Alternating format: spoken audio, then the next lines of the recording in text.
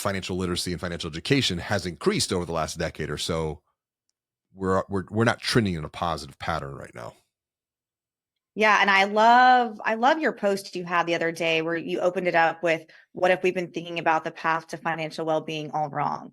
And I think for many of us, we begin with our financial well-being, Mhm. meaning we believe that when our finances are in order, when we have what we want financially, that will lead to greater mental well-being. That'll lead to better, greater happiness, greater satisfaction. But it has to start there when with some of the readings that we've been doing and the conversations we've been having, that might be the last step if we're thinking about all of the different stages of well-being.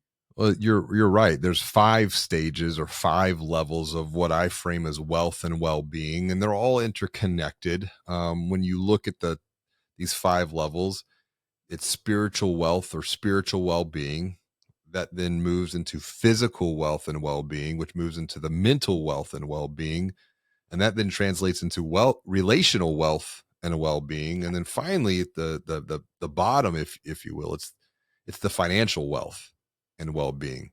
But I'll be the very first one to admit I have sacrificed all 4 other levels to just focus on the financial piece at the Yep. expense of the all 4 other levels, and actually ended up in a far worse place than what I was even to begin with. And Yeah. so there's a matter of reframing here that because the definition of insanity is to do the same thing over and over and over again and expect a different result.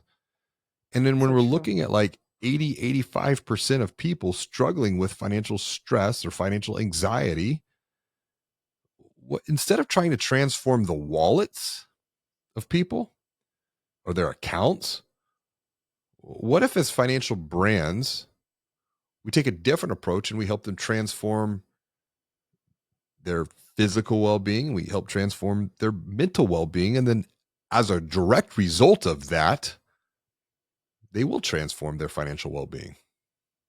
Yeah, and it's actually really great timing because I saw on LinkedIn this morning, Daniel White had a post Mm, and he said, inner contentment and peace of mind aren't just feel-good emotions, they're foundational to building a secure and prosperous life.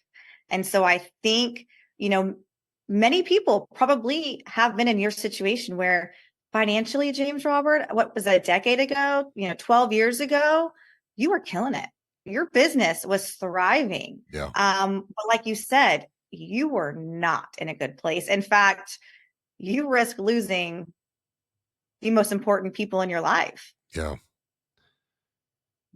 A lot of it So was, let's well, go ahead. a lot of it was my priorities were out of line. I was chasing something that I thought would make me happy, Yep.